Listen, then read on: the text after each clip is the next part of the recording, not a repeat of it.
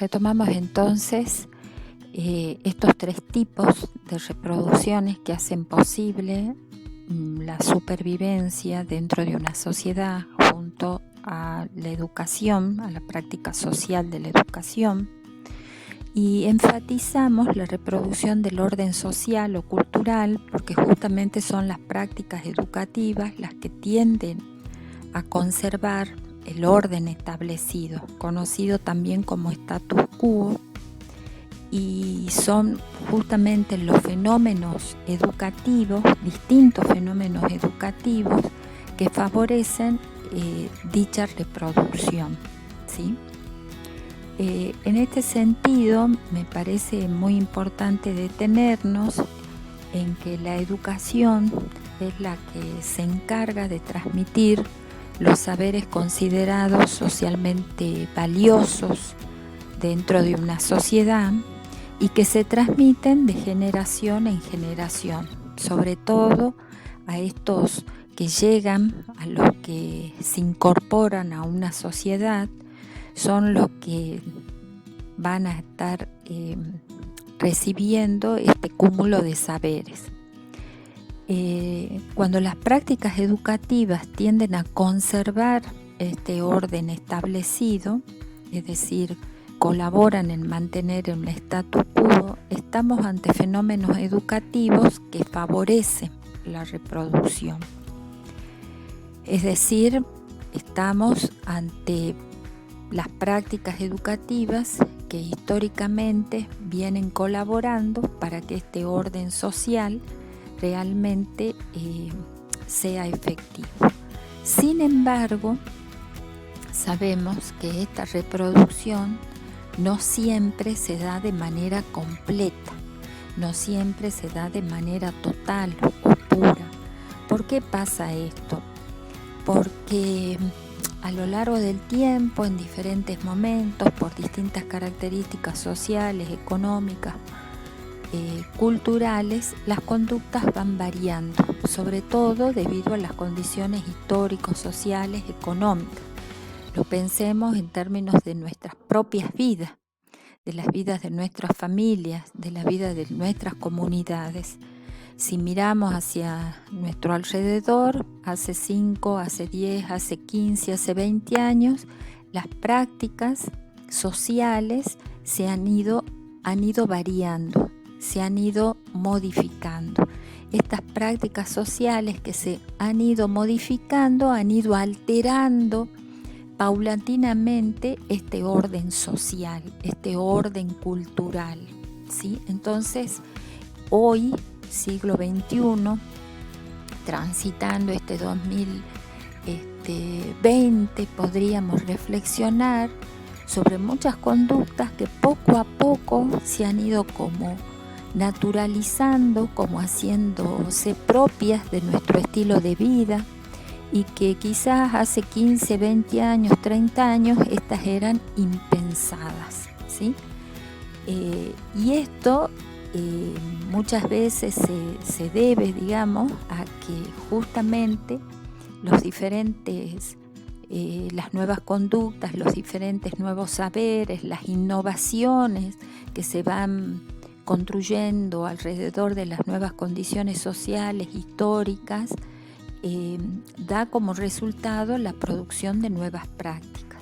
Y las prácticas educacionales tienden a transformar ese orden establecido y a crear un nuevo orden. En ese sentido, cuando sucede, estamos refiriéndonos a prácticas educativas productivas, ¿sí? Y esto también lo podemos ver en cuestiones así ya singulares de cada familia, ¿no? En el texto de Girves es interesante cómo plantean que en algunas familias históricamente hubo algunas prácticas que vienen aconteciendo, ¿no? En una familia todos son docentes, o todas las mujeres son docentes, o todos son médicos, o todos se dedican, no sé, a la albañilería, a la electricidad, hasta que llega el momento que algunos de esos sujetos, de esas familias, toman otras decisiones, ¿no? Marcan un desvío en ese orden, en esa trayectoria social, cultural que caracterizaba a esa familia. Bueno, esto es a lo que nos refiere entonces la educación en el sentido de la producción y la reproducción social, ¿no? Cómo colabora a que se mantenga un orden que a lo largo del tiempo y de acuerdo a los momentos históricos se va reconfigurando. Y otra de las cuestiones que también a modo de enunciados hace referencia Gibbs es a la relación conflictiva entre la educación y el poder. Es más, Gibbs hace referencia a una noción de poder, podríamos decir bastante acotada, pero que nos permite ya pensar en la complejidad y en las múltiples dimensiones y características que atraviesan a las prácticas educativas, y define el poder como lo que incide en el hacer de otro social o de un otro individual, ¿no? Y hace referencia a una relación que a veces es conflictiva entre el poder y la educación, y es más, menciona que educar es incidir en los pensamientos y en las conductas de distintos modos.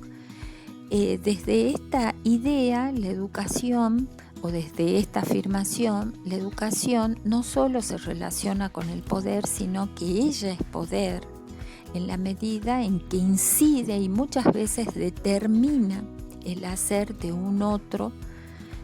social e individual, ¿no?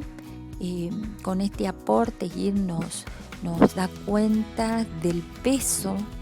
de la carga que tiene la educación, las prácticas educativas en general, en las conductas de cualquier ser social, ¿sí?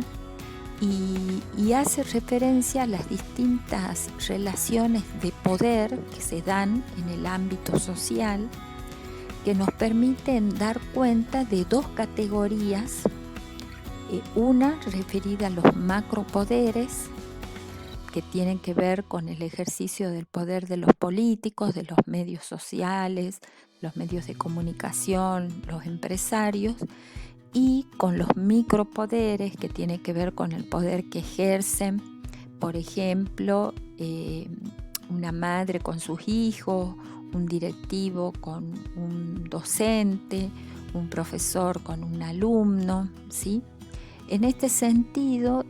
al referir a estas categorías de macropoderes y micropoderes, nos permite reflexionar sobre que el poder se articula a nivel social en estos dos planos, en el plano de lo macro y de lo micro, y de los micropoderes que acontecen en las diferentes instituciones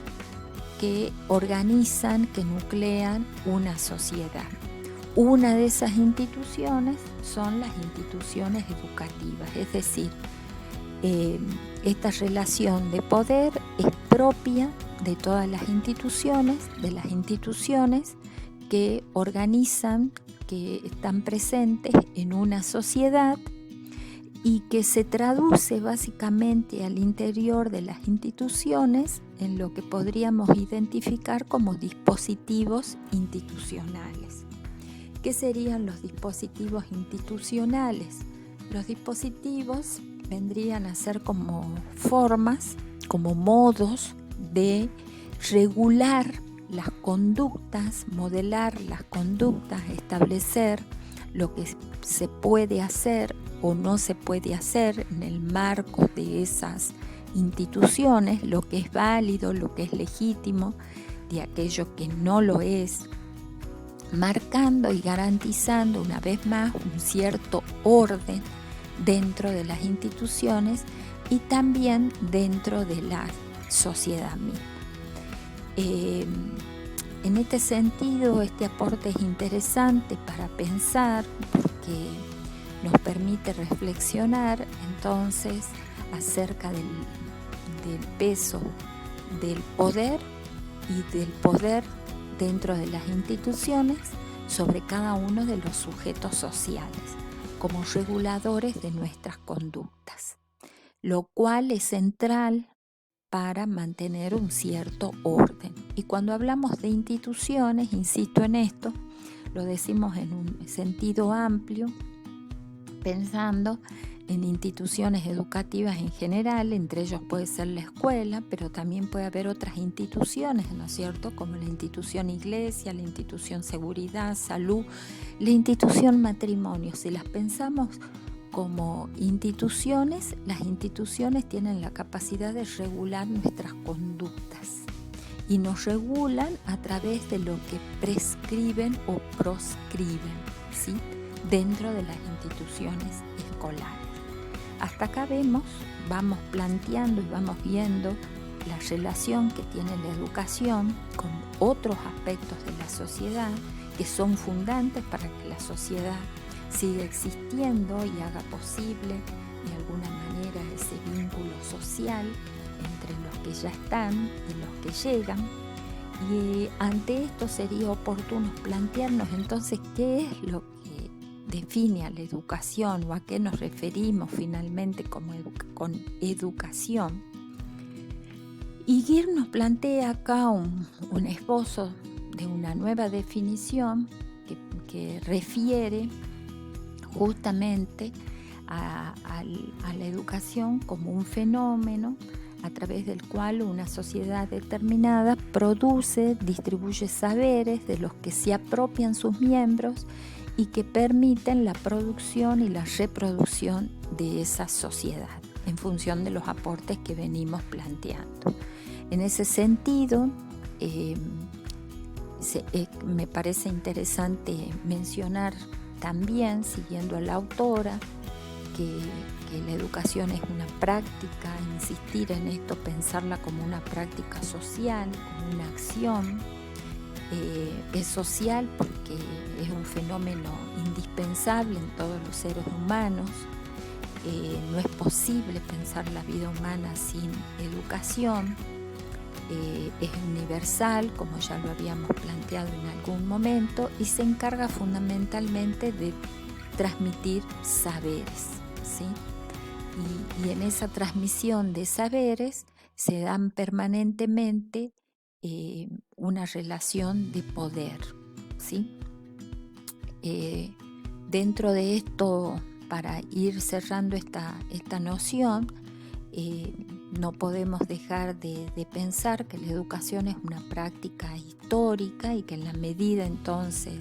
del tiempo ha ido variando las distintas formas en las que se hace presente en la sociedad. En relación también a estas posibles definiciones, retomando la definición de Durkheim que tienen en el primer texto de lectura, la autora hace una crítica interesante en relación a la definición de Durkheim, que es una definición que proviene del campo sociológico, en donde el énfasis está puesto en esta relación generacional entre el adulto y el joven, ¿no? La educación pensada como un proceso de transmisión de saberes entre las generaciones adultas y las generaciones jóvenes. Y Gears en este texto cuestiona o nos invita a cuestionar si es realmente seguir pensando que esto es así, que hay una estrecha, digamos, relación ahí entre los adultos y los jóvenes, cuando hoy mismo, con todo lo que estamos viviendo, vemos, ¿no?, que esta ligazón, esta transmisión entre los miembros de una sociedad no necesariamente apela a una relación generacional de adultos a jóvenes, ¿no?, sino que también puede ser de jóvenes a jóvenes, de adultos a adultos, de niños a adultos, lo cual nos invita a pensar, ¿no?, en estas relaciones intrageneracional, intergeneracional que hacen posible este proceso educativo. Y en el marco también de esto,